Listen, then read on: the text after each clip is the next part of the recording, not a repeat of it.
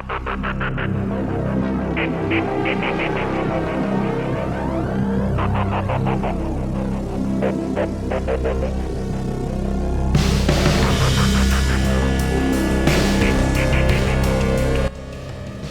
the Philippine Marine Corps already has Brahmos missiles in its inventory, shore-based defenses may be expanded as the Philippine Army inches closer to securing its own batteries of the jointly developed Russian-Indian system.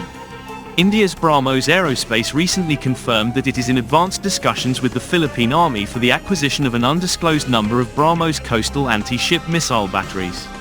This development comes as the entire armed forces of the Philippines gears up for a territorial defense posture under the Comprehensive Archipelago Defense Concept or CADC, which enhances the country's anti-access, area denial or A2/AD capabilities, especially with the ongoing tensions in the Indo-Pacific region, particularly the West Philippine Sea region.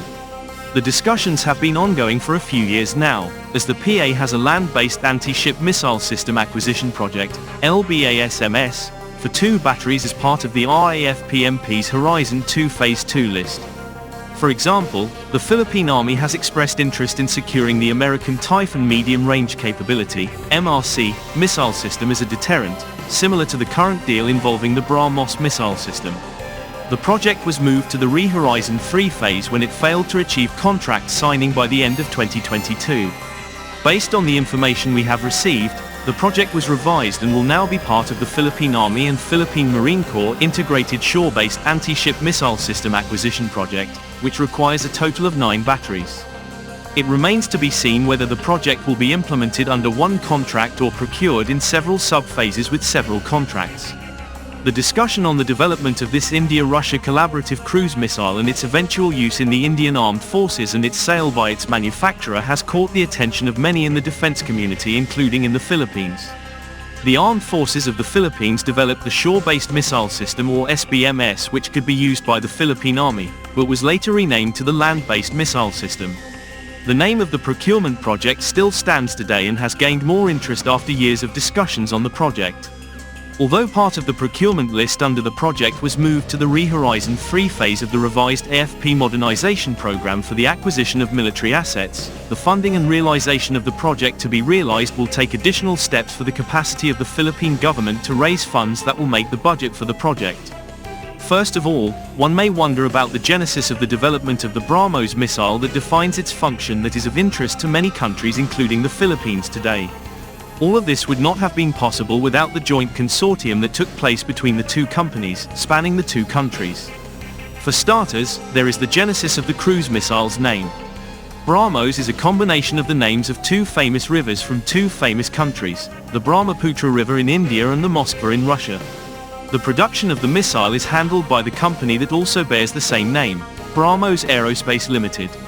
This means that the development of the missile is a joint venture between India and Russia that benefits both parties in having a supersonic cruise missile capable of destroying its targets and meeting the need for minimum credible deterrence required for the national security of a country.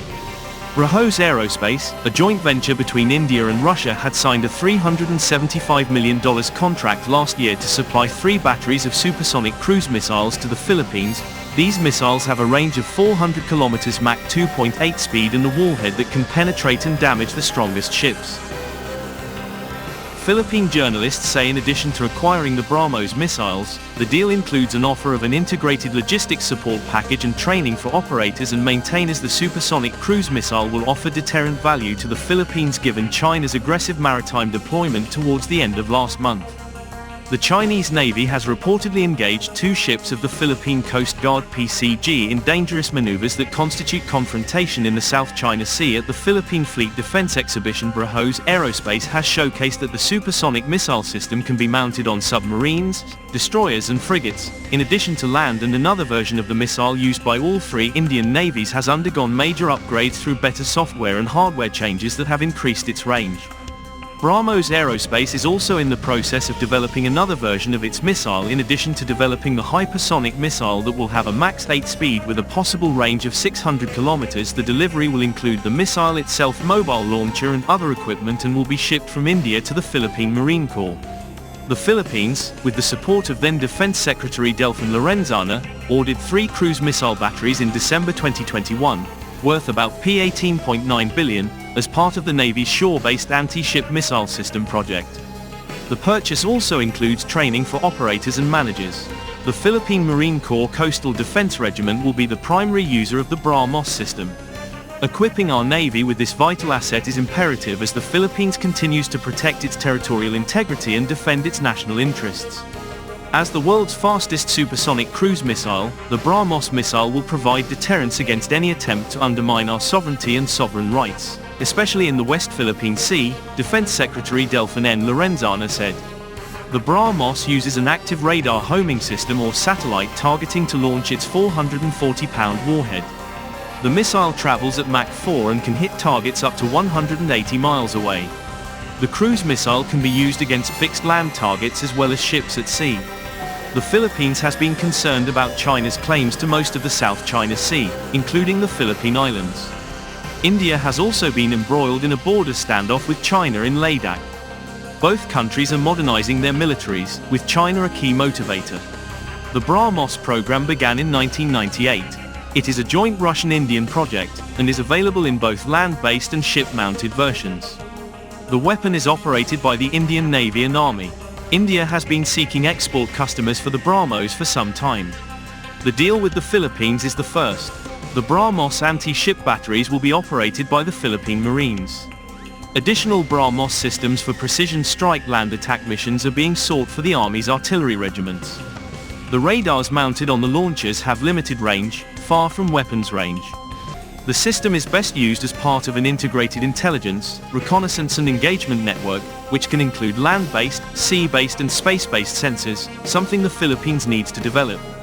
Defense officials have stressed the importance of deepening cooperation in the defense industry between India and the Philippines, with a focus on strengthening dialogue and collaboration in areas such as counter-terrorism, cybersecurity, maritime security and specialized training programs.